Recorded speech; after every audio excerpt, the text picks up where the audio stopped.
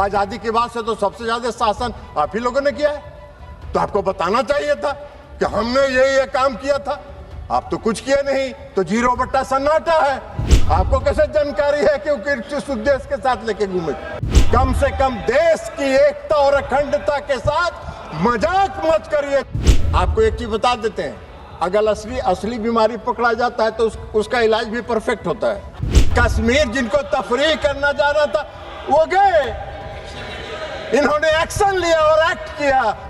ये मोदी जी का संकल्प था। यूपीए के किसी सरकार के प्रधानमंत्री ने यह संकल्प नहीं लिया था। यह काम मोदी जी ही कर सकते हैं, दूसरा कोई नहीं कर सकता है। जैसे मोहम्मद के लश्करे के सारे प्रशिक्षण केंद्रों को तबाह करने का काम किया। आप मोदी जी को सिखा रहे हैं, आप मोदी जी को सिखा रहे हैं आतंकवाद के खिलाफ लड़ाई लड़ने का। आप तो आतंकवाद के खिलाफ क्या लड़ाई लड़े थे? इतना दिन देश में शासन किए। आजादी के बाद से तो सबसे ज्यादा शासन आप ही लोगों ने किया है। तो आपको बताना चाहिए था कि हमने ये काम किया था। आप तो कुछ किए नहीं, तो 0 सन्नाटा है। तो 0 सन्नाटा में क्या कहिएगा?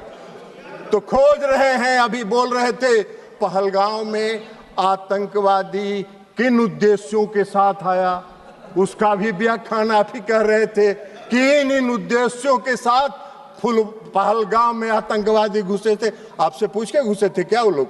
आपको कैसे जानकारी है कि वो किस उद्देश्य के साथ लेके घूमे? अरे ऐसा बात मत करिए। कम से कम देश की एकता और अखंडता के साथ मजाक मत करिए। देश की एकता और अखंडता के साथ देश की सरकार के साथ खड़ा रहने का काम कीजिए। नहीं तो कोई नहीं। विश्वसनीयता तो प्रतिदिन समाप्त हो ही रही है, आने वाले समय में कोई पूछेगा भी नहीं, यह भी जान लीजिए। तो इसलिए एयर स्ट्राइक किया प्रधानमंत्री जी ने। पुलवामा की घटना के बाद 26 अप्रैल को बालकोट में घुस के एयर स्ट्राइक करके आतंकवादियों के प्रशिक्षण केंद्र को समाप्त करने का काम किया। ये प्रधानमंत्री का संकल्प था, ये मोदी जी का संकल्प था। यूपीए के किसी सरकार के प्रधानमंत्री ने यह संकल्प नहीं लिया था। यह काम मोदी जी ही कर सकते हैं, दूसरा कोई नहीं कर सकता है। और अब ऑपरेशन सिंदूर पर आइए। 22 अप्रैल को पहलगाम में घटना हुई, और 22 अप्रैल को पहलगाम में जब घटना हुई तो अरे जाओ ना यार, वहां वोटर बड़ा जाली बनवाए, वो उधर जाके देखो।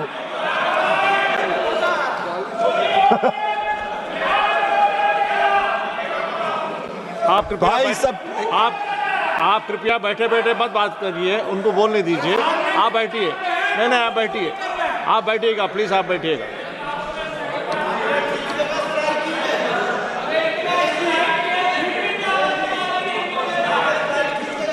हाँ, उनको होए नस पकड़ा गया है, असली नस पकड़ा गया। इलाज भी अगर देखिए, आपको एक चीज बता देते हैं, अगर असली बीमारी पकड़ा जाता है तो उसका इलाज भी परफेक्ट होता है।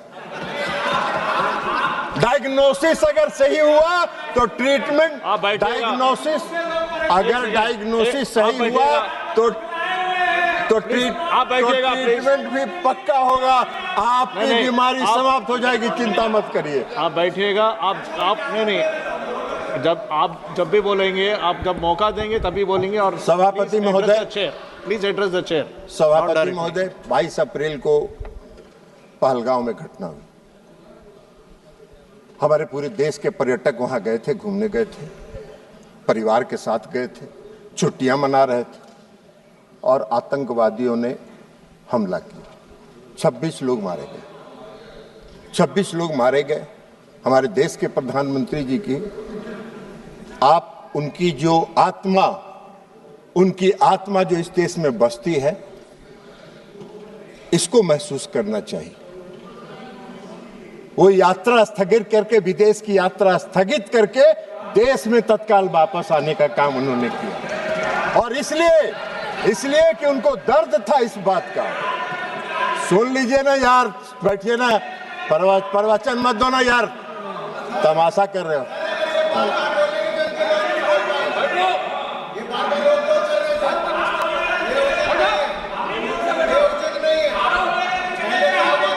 नहीं नहीं, आप बैठे बैठे मत बोलिएगा, आप टिप्पणी मत दीजिएगा, आप बैठिएगा।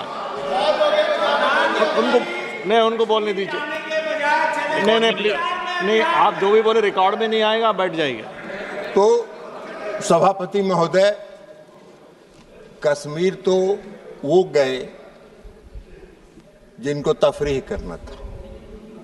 इस देश के प्रधानमंत्री को एक्ट करना था ना, तो इस देश के प्रधानमंत्री को एक्ट करना था, तो कश्मीर जिनको तफरीह करना जाना था वो गए। इन्होंने एक्शन लिया और एक्ट किया, और एक्ट कर जो किया वही तो बात आपको बता रहे हैं। तो इसमें घुसेगा तब ना, ये तो ऊपर से निकल जाता है काम का बात। तो इसलिए 22 अप्रैल को प्रधानमंत्री घटना हुई आए, 24 अप्रैल को प्रधानमंत्री जी, अभी रंजन गोगोई जी कह रहे थे कि चुनाव पर, ये गौरव गोगोई जी कह रहे थे, सॉरी गौरव गोगोई जी कह रहे थे कि चुनाव प्रचार में गए थे। चुनाव प्रचार में नहीं गए थे, अपने को करेक्ट किया कीजिए, बोलिए भी तो करेक्ट करिए। पंचायती राज दिवस था, और पंचायती राज दिवस में हर साल प्रधानमंत्री जी पंचायती राज दिवस में किसी न किसी राज्य में जाकर पंचायत प्रतिनिधियों को संबोधित करते हैं। और 24 अप्रैल को भी प्रधानमंत्री जी बिहार के मधुबनी में पंचायती राज दिवस के दिन गए। लेकिन वहां जाके उन्होंने जो कहा, पहली बार पहलगाम की घटना पर एक शब्द उन्होंने कहा कि घटना से मर्माहत हूं, और इसका जवाब कल्पना से परे पाकिस्तान को मिलेगा, कल्पना से परे पाकिस्तान को मिलेगा। यह एक लाइन में उनकी संकल्प शक्ति का दृष्टिगोचर हो रहा था कि उनके दिमाग में क्या है।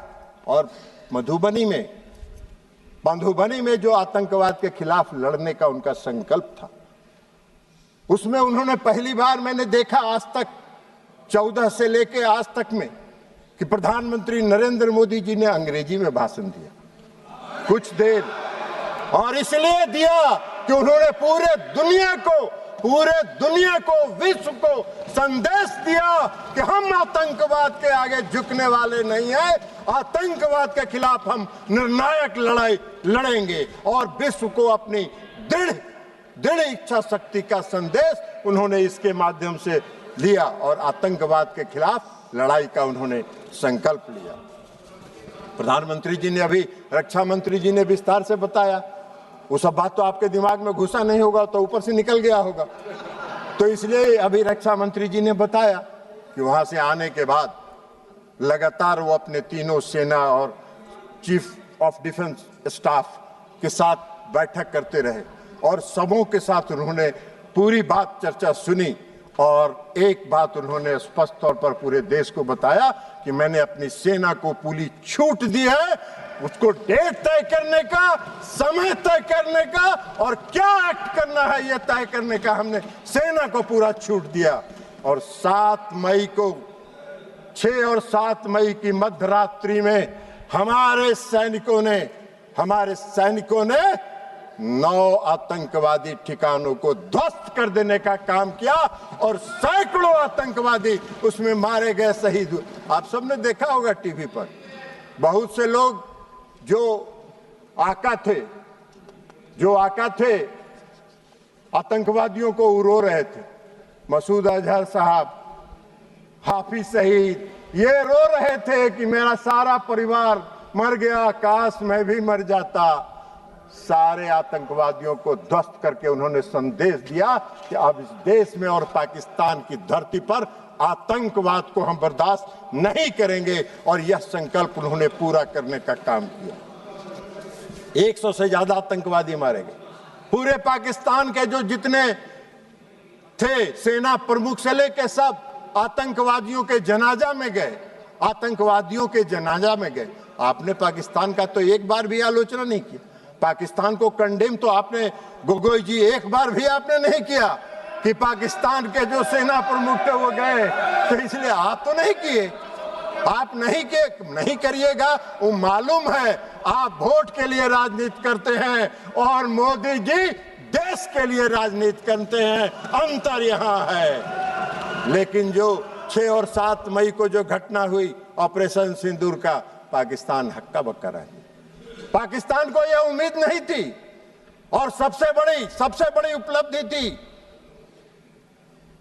कि जो 9 प्रशिक्षण शिविर ध्वस्त किए गए, एक भी नागरिक को खरोच तक नहीं आया।